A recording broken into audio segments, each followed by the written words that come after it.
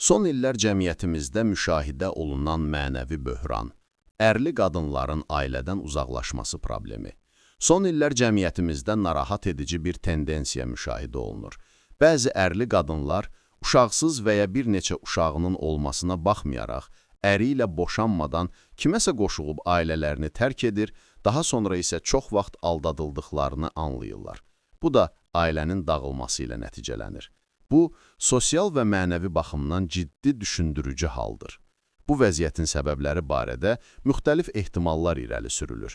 Bəlkə də bu, televiziya verilişləri və sosial şəbəkələr vasitəsilə aparılan yanlış təbliğatın nəticəsidir. Çünki uzun illərdir televiziya efirlərində ailə münasibətləri qeyri-ciddi, bəzən də mənəviyyatdan uzaq formada təqdim olunur.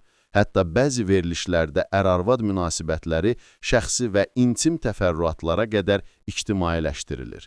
Belə nümunələrin cəmiyyətə mənfi təsir göstərməsi qaçılmazdır.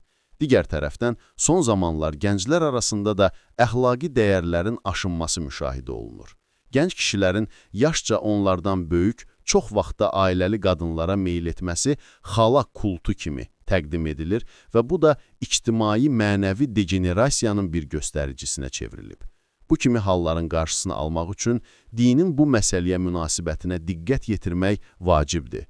Qurani-Kərimdə açıq şəkildə bildirilir ki, ərli qadınlarla intim münasibət qurmaq, hətta xoş niyyətli olsam belə ərli qadınlarla, yəni boşanmamış, evlənmək haramdır. Ən-Nisa surəsi 23 və 24-cü ayə, analarınız, qızlarınız, bacılarınız, bibiləriniz, xalalarınız, qardaşınızın qızları, bacınızın qızları, sizi əmizdirən analarınız, süd bacılarınız, arvadlarınızın anaları və ərli qadınları almaq da sizə haram edildi. Maraqlı məqam budur ki, bu qadağa ana və bacı ilə evlənmə qadağası ilə eyni sırada çəkilir, yəni eyni dərəcədə ciddi mənəvi məsuliyyət daşıyır. Quranda donuz ətinin və içkinin haram olduğu bildirilir, lakin müəyyən fövqəladə hallarda, məsələn aclıqdan ölüm təhlükəsi zamanı bu qadağaların müvəqqəti pozulmasına icazə verilir. Lakin ərli qadınla münasibət qurmaq məsələsində belə bir istisna yoxdur. Bu Quran baxımından qəti və mütləq bir qadağadır.